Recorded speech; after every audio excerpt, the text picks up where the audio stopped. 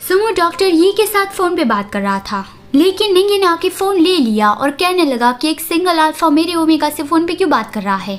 और जब डॉक्टर यी उस पर गुस्सा करने लगा तो निंगी ने कॉल काट दिया कि ओ गलती से कॉल कट गया।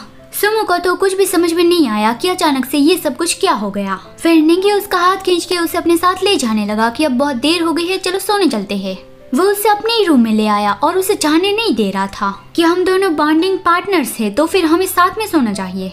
सुमो, हर बार मेरे दिमाग में ये सवाल रहता है कि तुम मेरे साथ क्यों नहीं सोते।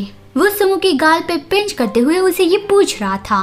तो सुमो ने कहा कि पहले तुम ही मुझे अपने रूम से भगा देते थे, तो फिर अभी बार बार तुम मुझे ये सवाल क्यों पूछ रहे हो। फिर सुमो को वो सब कुछ याद आने लगा कि जब साथ में सोने की बात आई तब उन दोनों के बीच में क्या क्या होता है। वो खुद को रोकता है कि सुमो उस बारे में सोचना बंद करो, और वो कहता है कि क्योंकि डॉक्टर यी ने कहा है कि तुम्हें ज्यादा एक्साइट नहीं होना है।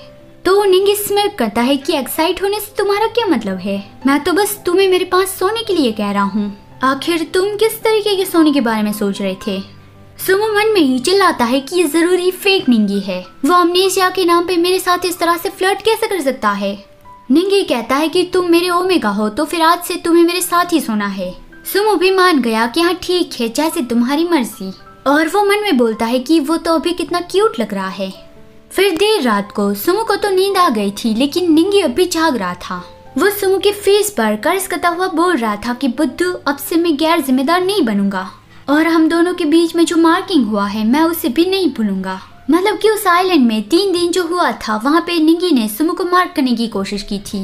वो जानता है कि वो मार्किंग प्रोसेस अधूरा है और उसे पूरा करने के लिए वो अपने साथ सुमो को एक ही रूम में सोने के लिए कह रहा है। फिर सुबह जब सुमो की नींद खुली तब उसने देखा तो निंगी वहाँ पे नहीं था, कि वो तो अब भी अपने शेड्यूल के हिसाब से काम पे चला गया। वो बहुत खुश था कि अब निंगी काफी अच्छा बन गया है। तभी उसे जीजू का कॉल आया। उसने बताया कि वो वापस आ गया है और वो सुमो को एक कैफे में मिलने बुला रहा है। जीजू को सुमो के फादर के केस के बारे में पता चल गया था, तो वो उसकी मदद करने के लिए वापस आया है। तो फिर सुमो उससे कैफे में मिलने चला गया।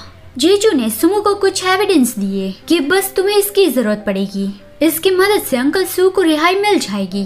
सुमो सरप्राइज था कि तुम्हें इस बारे में कैसे पता चला, लेकिन जीजू ने बस यही कहा कि मुझे कहाँ से पता चला इससे कोई फर्क नहीं पड़ता। शाओमो, हम एक दूसरे को कितने लंबे वक्त से जानते हैं, लेकिन तुमने इस बात को मुझसे छुपा के क्यों रखा। क्या तुम सच में मुझे अपना भाई मानते हो या फिर नहीं।